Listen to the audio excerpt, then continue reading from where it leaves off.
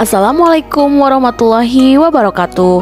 Bertemu lagi dengan saya dalam aksi nyata modul 1.4 mengenai budaya positif. Sebelumnya, perkenalkan terlebih dahulu, nama saya Sinsin Hasina Nasibah, calon guru penggerak angkatan 7 dari Kabupaten Garut. Selama saya mengikuti program guru penggerak ini, saya dibimbing oleh seorang fasilitator yang bernama Ibu Siti Amanah dan juga seorang pengajar praktik yang bernama Bapak Muhammad Ihsan. Inilah rancangan tindakan untuk aksi nyata saya dalam modul 1.4 mengenai budaya positif. Latar belakang dari aksi nyata ini adalah murid tidak suka peraturan karena selama ini jika mereka melanggar peraturan maka akan mendapatkan hukuman dan cenderung akan mempermalukan dirinya sendiri. Tujuan dari aksi nyata ini adalah menciptakan murid yang merdeka dan disiplin diri yang kuat, serta menumbuhkan budaya positif di sekolah dengan meyakini nilai-nilai kebajikan universal. Tolak ukurnya adalah terbentuknya keyakinan kelas melalui kegiatan kesepakatan kelas yang dilakukan oleh guru dan murid, serta murid mampu menerapkan dan menjalankan kesepakatan kelas yang telah dibuat. Lini masa tindakan atau langkah-langkah tindakan yang akan dilakukan dalam modul 1.4 ini adalah menghadap kepala sekolah untuk menjelaskan pentingnya penanaman budaya positif dan keyakinan kelas di sekolah, serta meminta izin untuk mendesiminasikan bersama dengan rekan guru. Langkah kedua adalah mengajak rekan guru untuk melakukan diseminasi pemahaman materi budaya positif, yaitu keyakinan kelas dan segitiga restitusi. Langkah yang ketiga, berkoordinasi dan berkolaborasi dengan sesama rekan guru untuk membuat keyakinan kelas di kelas masing-masing. Dan langkah keempat, memantau, merefleksi, dan mengevaluasi keyakinan kelas yang telah dibuat. Dukungan yang dibutuhkan untuk melaksanakan aksi nyata ini adalah yang pertama, dukungan dari kepala sekolah, rekan guru, serta murid agar tindakan yang telah disusun dapat dilakukan secara lancar dan menyeluruh. Dukungan yang kedua adalah adanya dukungan sarana dan prasarana untuk menumbuhkan budaya positif di sekolah. Dan dukungan yang ketiga, dukungan dari orang tua dalam melakukan budaya positif di sekolah. Berikut ini merupakan kegiatan diseminasi yang telah saya lakukan di sekolah saya mengenai pemahaman dan pengalaman budaya positif. Assalamualaikum warahmatullahi wabarakatuh.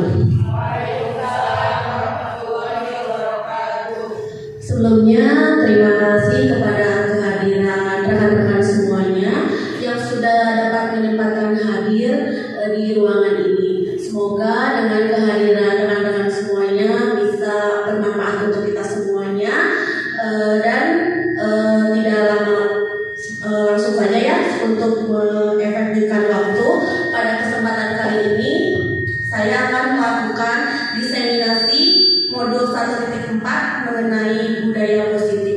Diseminasi sendiri merupakan kegiatan untuk memberikan informasi agar kelompok atau individu itu bisa memperoleh informasi dan nanti pada akhirnya dapat memanfaatkan informasi tersebut atau menerapkannya di lingkungan sekolah kita.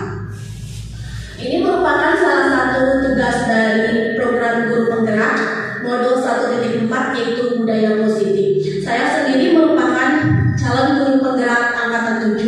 Ketika saya melakukan kegiatan guru penggerak ini, saya dibimbing oleh seorang fasilitator yang bernama Ibu Siti Amanah dan juga seorang pengajar praktik yang bernama Bapak Muhammad Ihsan. Pada kesempatan kali ini berhubungan dengan budaya positif, ada 7 konsep dasar mengenai budaya positif. Yang pertama adalah perubahan paradigma belajar. Yang kedua, disiplin positif dan nilai-nilai kebajikan universal. Yang ketiga, motivasi perilaku manusia. Yang keempat, keyakinan kelas. Yang kelima, kebutuhan dasar.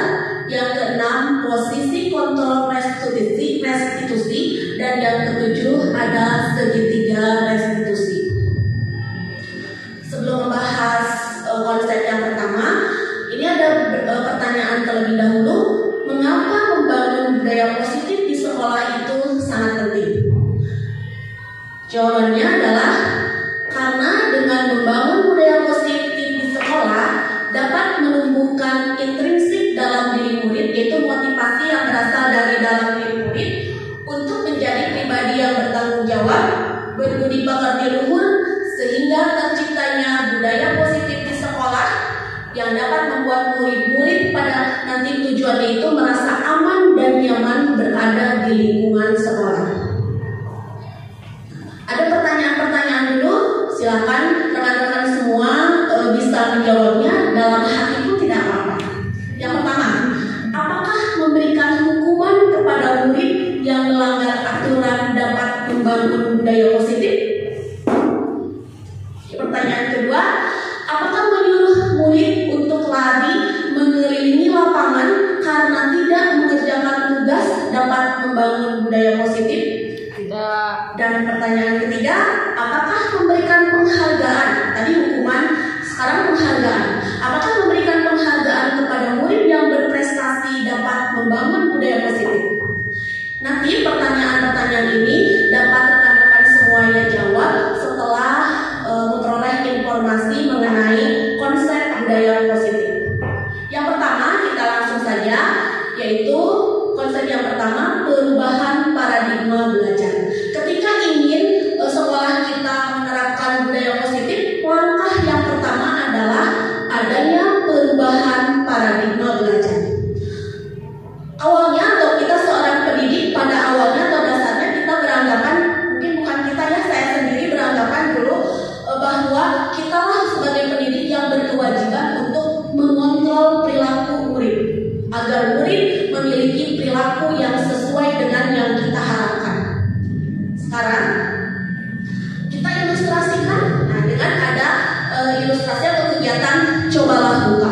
Bapak ibu semua, rekan-rekan semuanya bisa dilakukan secara berpasangan.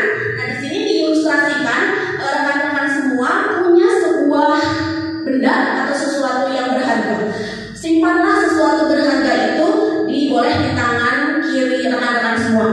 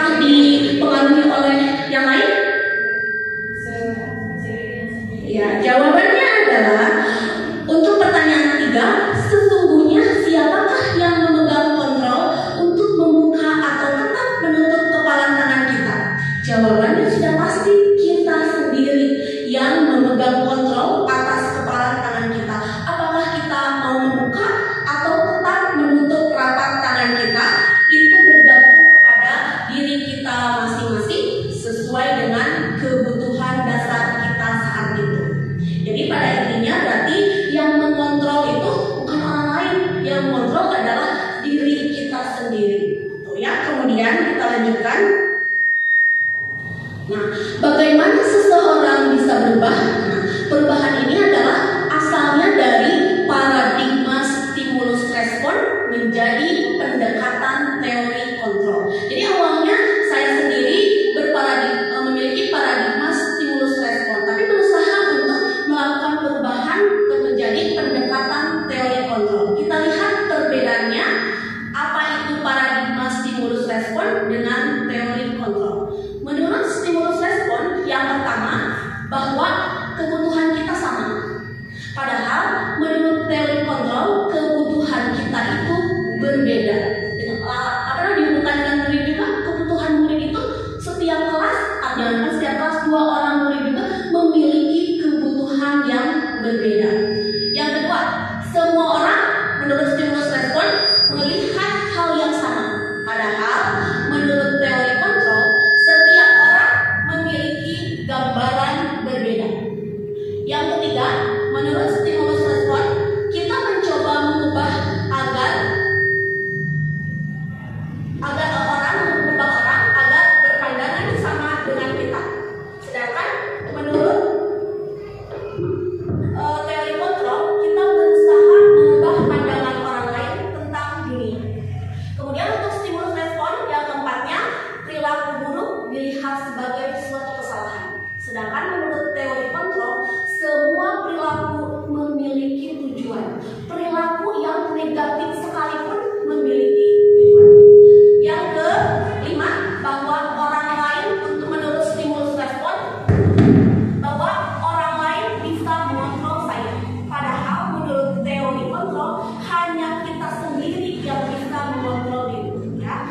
Kemudian selanjutnya, menurut stimulus respon, saya bisa mengontrol orang lain. Menurut teori kontrol, kita tidak bisa mengontrol orang lain. Dan yang terakhir, perbedaannya adalah menurut stimulus respon, pemaksaan ada pada saat bujukan gagal. Jadi ketika bujukan gagal, maka dilakukanlah pemaksaan. Sedangkan menurut teori kontrol, adanya kolaborasi dan konsensus menciptakan pilihan-pilihan yang baru. Itu perbedaan antara paradigma stimulus respon dengan teori kontrol. Selanjutnya, jadi ini dulu disimpulkan terlebih dahulu bahwa kita ini harus merubah paradigma kita dari asalnya paradigma stimulus respon dengan berubah menjadi teori kontrol. Yang kalau disimpulkan bahwa pada intinya sesuai dengan tadi kita bermain coba lakukan ya, bahwa yang mengontrol kita adalah diri kita sendiri, bukan orang lain, dan kita juga tidak bisa dikontrol oleh orang lain. Yang kedua, konsep budaya positif yang kedua adalah adanya disiplin positif. Dalam menciptakan budaya atau lingkungan positif, salah satu strategi yang perlu kita tinjau kembali adalah penerapan disiplin di sekolah. Kita bisa menjawab pertanyaan ini, apakah di sekolah disiplin di sekolah kita sudah efektif? Apakah harus ditinjau kembali? Kemudian apa sesungguhnya arti disiplin itu sendiri dan apa kaitannya dengan nilai-nilai kebajikan universal? Jadi dalam disiplin positif ini ada yang namanya nilai-nilai kebajikan universal. Kita lihat dulu bahwa disiplin positif ini merupakan unsur utama dalam terwujudnya budaya positif. Pasti budaya positif ini dicita-citakan oleh seluruh sekolah. Kemudian, apa tujuan disiplin positif? Menanamkan motivasi pada murid-murid untuk menjadi orang yang mereka inginkan dan menghargai diri sendiri dengan nilai-nilai yang mereka percaya. Dulu saya sendiri ketika mendengar kata disiplin, tersirat bahwa disiplin itu adalah suatu tata tertib, teratur, atau kepatuhan pada peraturan. Itu yang dikatakan disiplin, makna disiplin yang terlintas ketika mendengar kata disiplin. Atau ketika mendengar kata disiplin akan identik dengan yang namanya hukuman. Atau juga ketika mendengar kata disiplin akan berhubungan juga atau dihubungkan juga dengan yang namanya ketidaknyamanan. Nah, padahal di sini menurut Ki Hajar Dewantara menyatakan bahwa di mana ada kemerdekaan, disitulah ada disiplin yang kuat. Ketika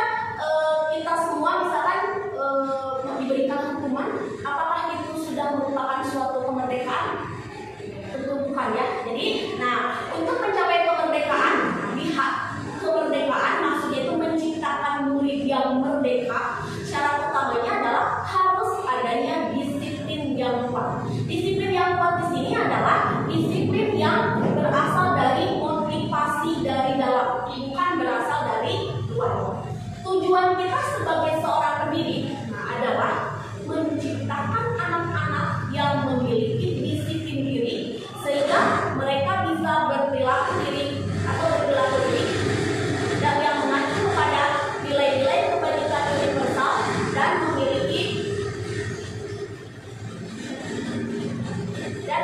motivasi intrinsik bukan eksternal. Nah, tadi untuk nilai disiplin positif ada hubungannya dengan nilai-nilai kebajikan. Nilai-nilai kebajikan ini, nah, apa pengertian dari nilai-nilai kebajikan?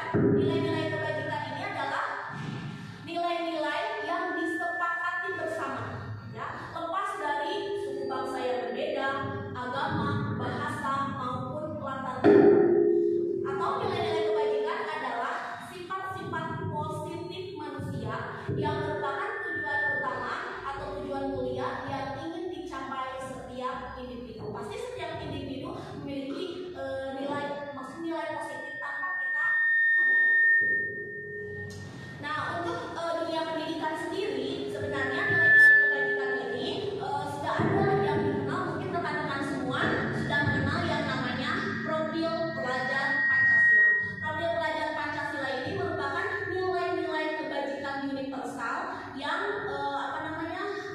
bertujuan untuk dicapai oleh setiap anak Indonesia. Nah, di sini profil pelajar Pancasila terdiri dari 7 nilai kebajikan atau 7 nilai kebajikan universal. Yang pertama adalah, mungkin sudah tahu ya rekan-rekan semua, beriman, bertakwa kepada Tuhan Yang Maha Esa dan berakhlak mulia.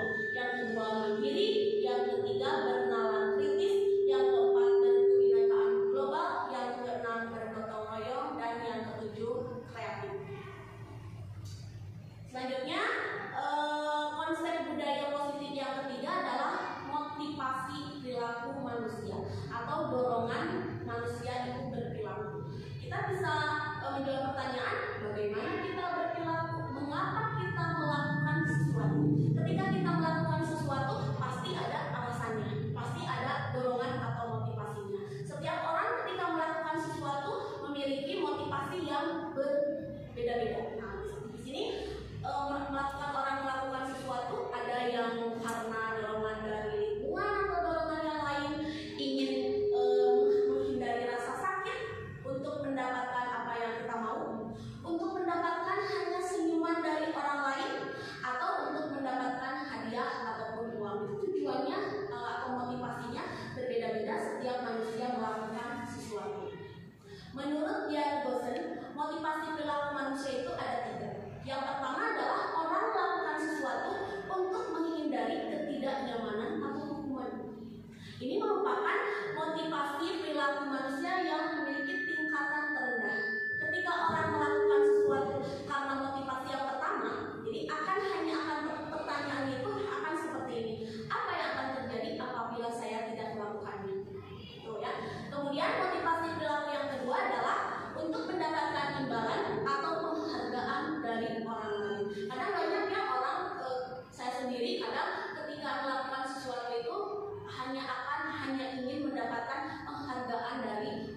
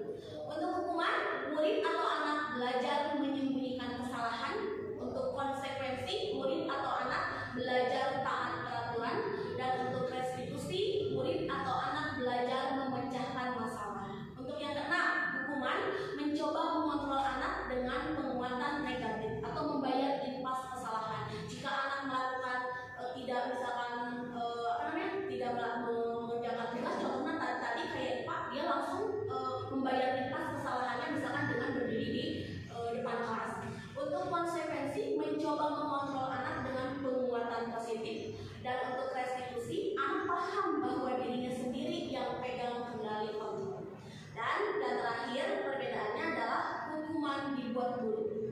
Konsekuensi dibuat oleh guru dan murid atau anak, dan restitusi dibuat oleh murid atau anak. Itu jadi perbedaannya. Nanti tadi kita bisa menjawab, menurut Anda tindakan Pak Seno terhadap IPA adalah sebuah hukuman atau konsekuensi? Hukuman.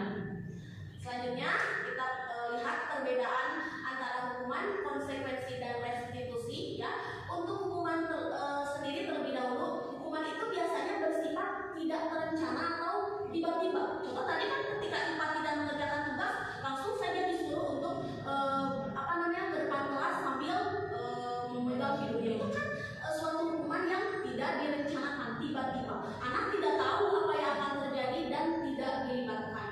Bersifat satu arah dari pihak guru yang memberikan, dan murid hanya menerima suatu hukuman tanpa melalui suatu kesepakatan. Itu yang disebut dengan hukuman.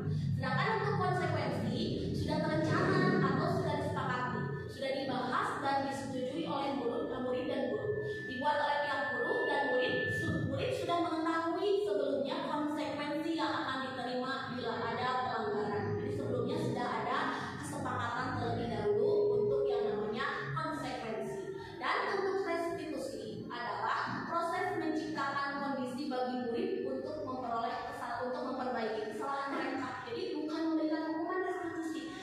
Jadi tujuan itu adalah menciptakan kondisi bagi murid untuk memperbaiki kesalahan mereka, sehingga mereka bisa kembali pada kelompok mereka dengan karakter yang lebih kuat.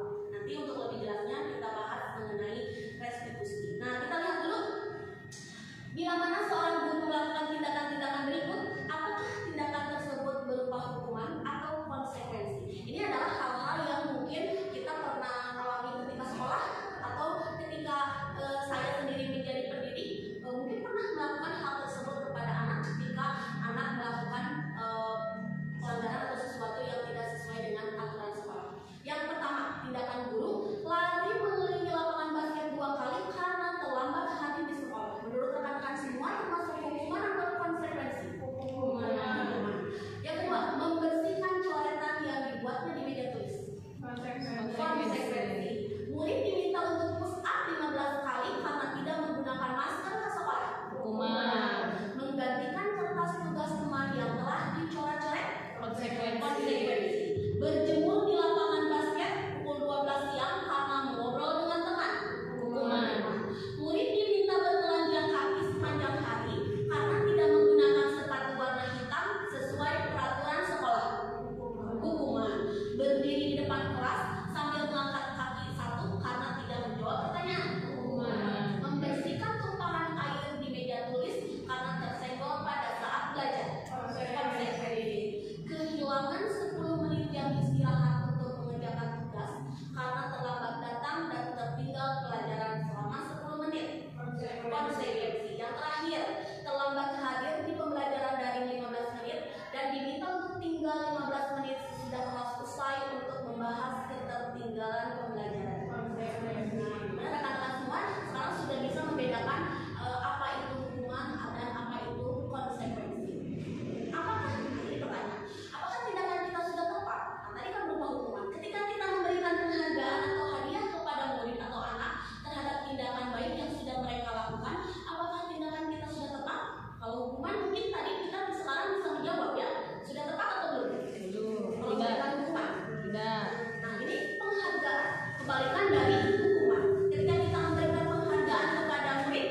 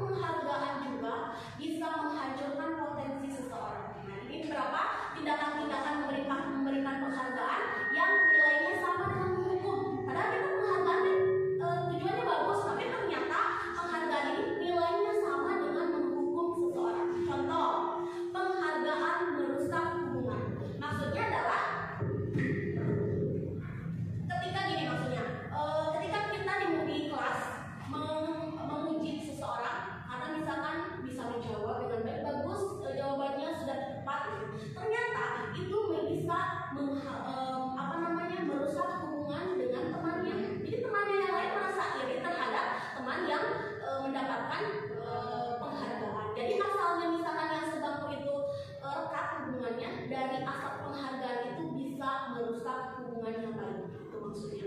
Yang kedua adalah penghargaan itu tidak efektif. Mungkin kalau sekali dua kali penghargaan itu akan efektif, orang akan atau murid kita, anak-anak kita akan berusaha agar mendapatkan penghargaan tersebut. Tapi kalau lama-kelamaan ketika kita tidak memberikan penghargaan, maka anak tidak akan berusaha. Apa dan tadi juga dan mau mendapatkan penghargaan. Jadi lama-lama penghargaan itu menjadi tidak efektif. Dan yang ketiga, penghargaan itu menghukum. Maksudnya gini, ketika kita biasanya ketika pembagian rapot atau pembagian rapot ada rankingan. Ranking pertama, ranking kedua sampai misalkan peringkat 10. Ketika ada anak yang mendapatkan ranking kedua, dia akan merasa dihukum. Saya mah tidak mungkin misalkan menjadi ranking pertama. Jadi dia itu merasa ranking kedua itu merasa hukuman untuk dia. Itu maksudnya bahwa dihukum adalah penghargaan itu adalah hukuman, sama nilainya dengan menghukum seseorang. Jadi tadi bisa dijawab bahwa apakah tindakan kita sudah tepat ketika memberikan penghargaan atau hadiah kepada murid terhadap tindakan baik yang sudah mereka lakukan? Jawabannya berarti tidak tepat ya. Selanjutnya kita lihat yang tadi ya, ada istilah restitusi. Restitusi sendiri adalah sebuah pendekatan untuk menciptakan disiplin positif. Nah, restitusi yang tadi sudah dilakukan bahwa menciptakan kondisi bagi murid untuk memperbaiki kesalahan mereka sehingga mereka bisa kembali pada kelompok mereka dengan karakter yang lebih kuat. Restitusi juga adalah proses kolaborasi yang mengajarkan murid untuk mencari solusi untuk masalah dan membantu murid berpikir tentang orang seperti apa yang mereka inginkan dan bagaimana mereka harus memperlakukan atau berperilaku kepada orang lain. Ciri-ciri restitusi yang membedakannya dengan program disiplin lainnya, yang pertama adalah restitusi bukan untuk menebus kesalahan. Ketika anak salah harus misalnya tadi dibayarkan pas. Restitusi bukan seperti itu, namun untuk belajar dari kesalahan. Yang kedua, restitusi memperbaiki hubungan. Restitusi adalah tawaran, bukan paksaan. Yang ketiga, restitusi menuntun untuk melihat ke dalam diri. Yang kelima, restitusi mencari kebutuhan dasar yang mendasari tindakannya. Ini berhubungan dengan kebutuhan dasar, nanti kita bahas bahwa setiap kita melakukan sesuatu itu atau anak ketika melakukan sesuatu pasti ada kebutuhan yang dia tidak terpenuhi. Kemudian restitusi diri adalah cara yang paling baik. Restitusi fokus pada karakter, bukan tindakan. Restitusi menguatkan, restitusi fokus pada solusi, dan restitusi mengembalikan murid yang berbuat salah pada kelompoknya. Contoh misalkan maksudnya apa mengembalikan murid yang berbuat salah pada kelompoknya? Ketika ada anak yang misalkan di sekolah di kelas tidak mendengarkan kita atau tidak mengikuti tugas yang kita berikan, kemudian kadang anak itu kita suruh duduknya di mana atau suruh keluar, itu adalah hal yang salah. Justru kita harus membuat murid yang berbuat salah tersebut harus justru kembali kepada kelompoknya dengan karakter yang lebih kuat. Jangan sampai malah anak tersebut dikucilkan dari kelompoknya. Itu adalah restitusi. Nah, yang selanjutnya budaya positif yang selanjutnya adalah keyakinan kelas. Mungkin kalau di kita ada yang namanya peraturan. Mengapa keyakinan kelas? Mengapa tidak peraturan kelas saja? Karena seseorang akan lebih tergerak dan bersemangat untuk menjalankan keyakinannya daripada hanya sekedar mengikuti serangkaian peraturan tertulis tanpa makna. Nah, untuk keyakinan kelas ini berlandaskan pada nilai-nilai kebajikan. Nah, pembentukan keyakinan kelas atau di sekolah itu seperti apa? Nah, tadi keyakinan kelas itu tidak guru yang membuatnya, tapi berasal dari siswa, tapi dibimbing oleh guru. Nah, kita lihat keyakinan kelas bersifat lebih abstrak daripada peraturan yang lebih rinci dan konkret. Untuk selanjutnya, keyakinan kelas itu berupa pernyataan universal. Pernyataan keyakinan kelas senantiasa dibentuk dalam bentuk yang positif. Keyakinan kelas hendaknya tidak terlalu banyak. Jadi kalau biasanya kan peraturan sangat banyak. Justru kalau keyakinan kelas tidak harus terlalu banyak sehingga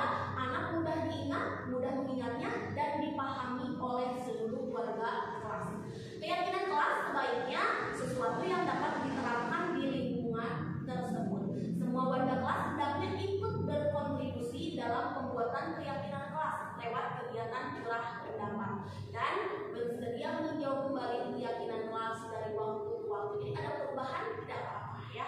Kemudian ini contoh dari keyakinan kelas. Contoh keyakinan kelas 1, setiap anggota kelas perlu belajar. Jadi bukan kata-kata yang negatif, tapi kata yang positif atau kalimat yang positif. Setiap anggota kelas perlu senang. Setiap anggota kelas perlu melakukan tugas. Setiap anggota kelas perlu saling menghargai. Setiap anggota kelas perlu merasa aman. Ini ada beberapa contoh ya. Semuanya itu berupa kalimat yang positif. Nah, nanti hubungannya sekarang dengan kebutuhan dasar manusia. Seluruh tindakan kita sebagai manusia tanpa kita sadari pasti memiliki tujuan tertentu. Semua yang kita lakukan adalah pasti kita ingin hasil yang terbaik dengan usaha yang terbaik kita untuk mendapatkan apa yang kita inginkan. Ketika kita mendapatkan apa yang kita inginkan, sebetulnya saat itu kita sedang memenuhi satu atau lebih dari kebutuhan dasar kita. Ketika seorang murid melakukan suatu perbuatan yang bertentangan dengan nilai-nilai kebajikan atau melanggar peraturan, kalau kita lebih dalami, pada sebenarnya anak tersebut adalah mereka tidak terpenuhinya salah satu kebutuhan dasar mereka. Ada 5 kebutuhan dasar. Yang pertama adalah kebutuhan untuk bertahan hidup, kebutuhan untuk kasih sayang dan rasa diterima, kebutuhan pengakuan atas kemampuan atau penguasaan, kebutuhan akan pilihan atau kebebasan, dan kebutuhan untuk merasa senang. Jadi kalau anak melanggar peraturan itu, kalau kita lebih dalam itu, anak ada kebutuhan yang mereka tidak penuhi, gitu ya. Selanjutnya, restitusi atau 5 posisi kontrol. Kita sebagai pendidik atau guru ya, ketika dihadapkan dengan seorang murid, ada 5 posisi kontrol yang bisa kita lakukan. Di sini dalam kontrolnya kita bisa berposisi sebagai penghukum. Yang kedua, pembuat merasa bersalah. Yang ketiga sebagai teman, yang keempat sebagai pemantau, dan yang kelima sebagai manajer. Menurut rekan-rekan semua, posisi kontrol kelima ini mana yang paling ideal? Penghukum, pembuat rasa bersalah, sebagai teman, pemantau, atau manajer? Sebagai manajer, ya kita lihat ya. Kita lihat satu persatu. Ketika kita berada di posisi penghukum, penghukum itu bisa bukan hanya fisik saja, verbal juga bisa ya, dengan kata-kata, itu juga termasuk penghukum. Guru-guru yang menerapkan posisi penghukum akan berkata, patuhi aturan saya, awas kalau tidak. Itu adalah penghukum. Kamu selalu saja salah. Pasti selalu yang terakhir selesai. Itu penghukum ya. Atau terlambat lagi, pasti terlambat lagi. Selalu datang terlambat. Kapan bisa datang tepat waktu? Itu kata-kata contoh posisi kontrol sebagai penghukum. Hasilnya, kemungkinan apakah anak akan merasa senang seperti dikatakan seperti itu? Ya, kemungkinannya adalah anak atau murid akan marah dan mendendam dan bersifat agresif. Itu ketika kita berada di posisi penghukum. Yang kedua, posisi kontrol yang kedua adalah pembuat rasa bersalah. Nah, ini kata-katanya seperti ini. Ibu sangat kecewa sekali dengan kamu. Jadi membuat anak itu merasa bersalah apa yang telah dia lakukan. Berapa kali Bapak harus memberitahu kamu ya? Gimana coba kalau orang tua kamu tahu kamu berbuat begini? Atau, adik, kamu ini bagaimana ya? Kamu sudah berjanji dengan ibu tidak akan terlambat lagi. Kamu kenapa ya senang sekali mengecewakan ibu? Ibu benar-benar kecewa sekali. Hasilnya, ketika kita berada di posisi kontrol sebagai pembuat rasa bersalah, murid akan merasa bersalah telah mengecewakan ibu atau bapak gurunya. Atau murid juga akan merasa menjadi orang yang gagal dan tidak sanggup membahagiakan orang lain. Yang ketiga, posisi kontrol yang ketiga adalah sebagai teman. Nah, sebagai teman, perkataannya contohnya adalah ayo bantulah demi Bapak ya, atau ayo ingat tidak bantuan Bapak selama ini. Ya sudah, kali ini tidak apa-apa, nanti Ibu bantu bereskan. Atau adik, ayolah, bagaimana sih kamu kemarin sudah janji ke Bapak bukan? Kenapa terlambat lagi? Ada sambil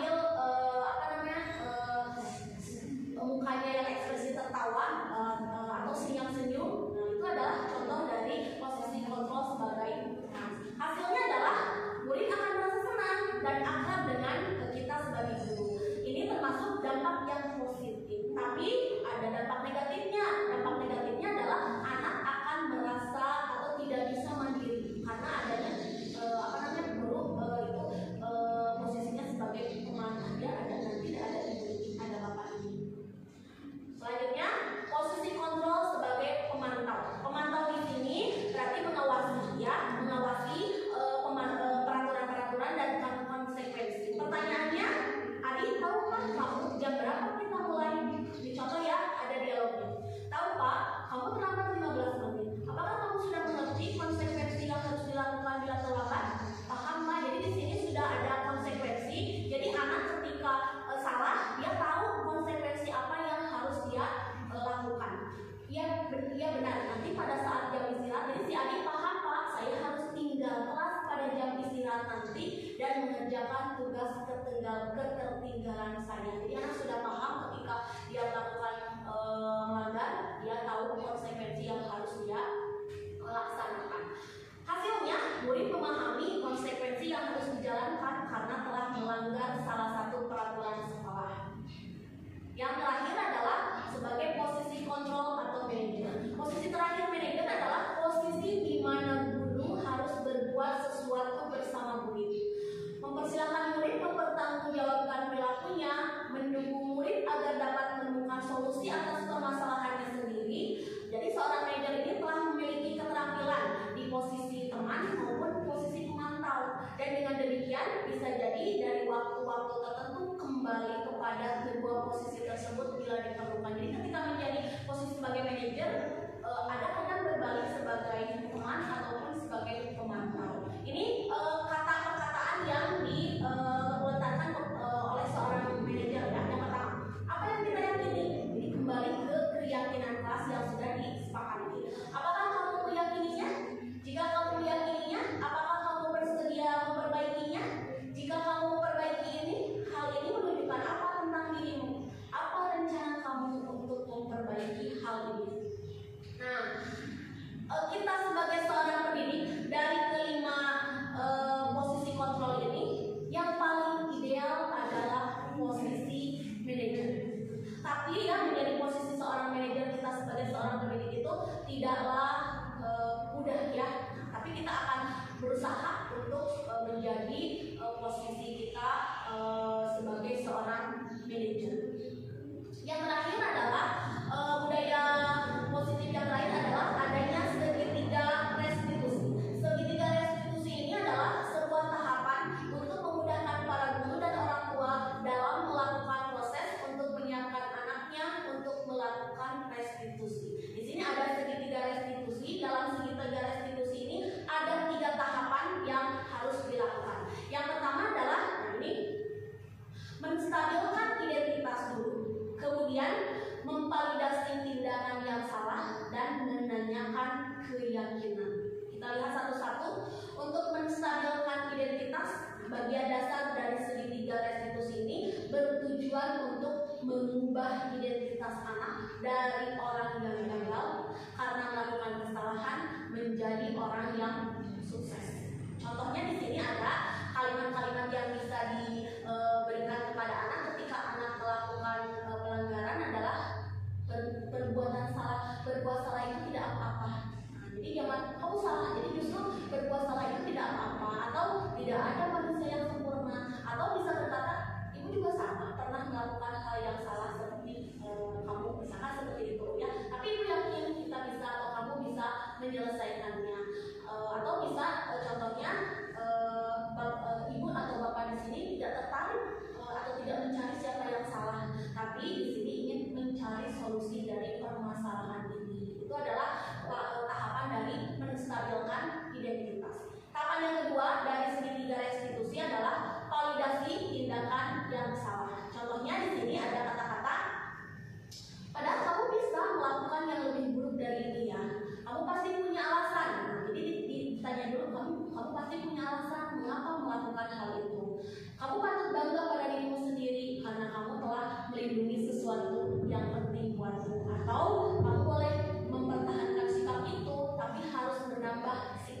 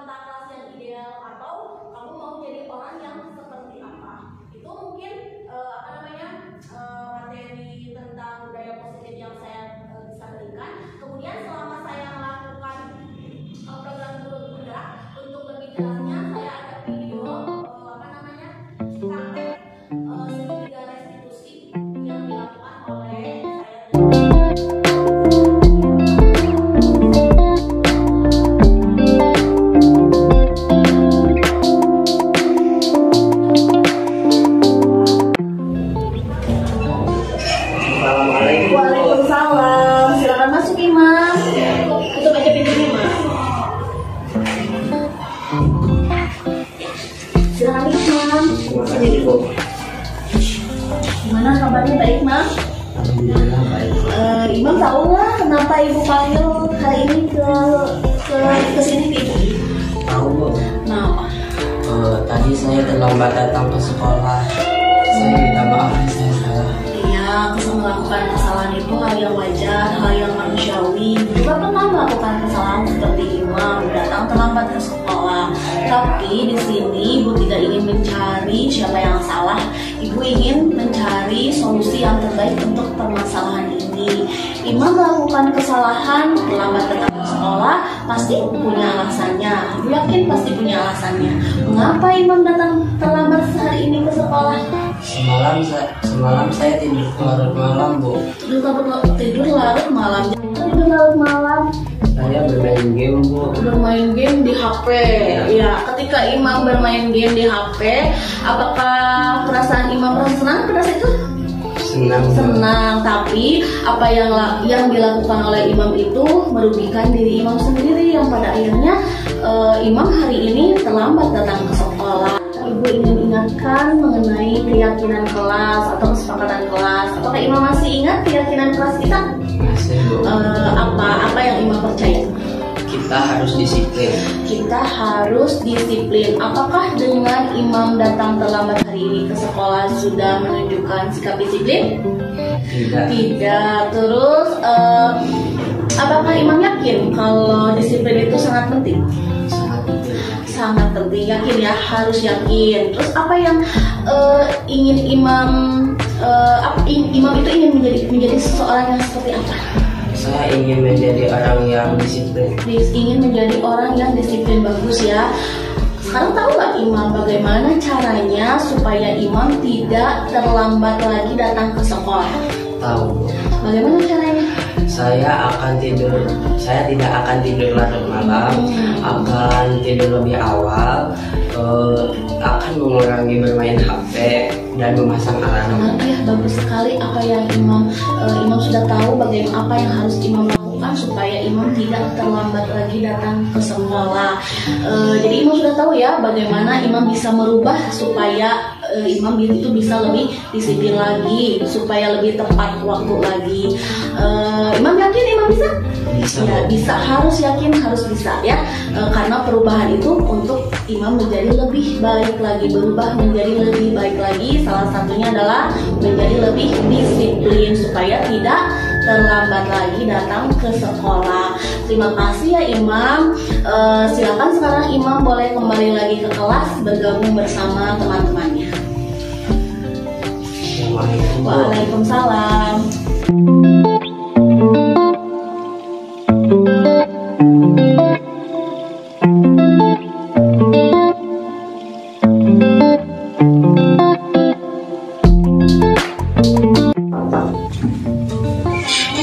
Waalaikumsalam. Silakan masuk Dinda.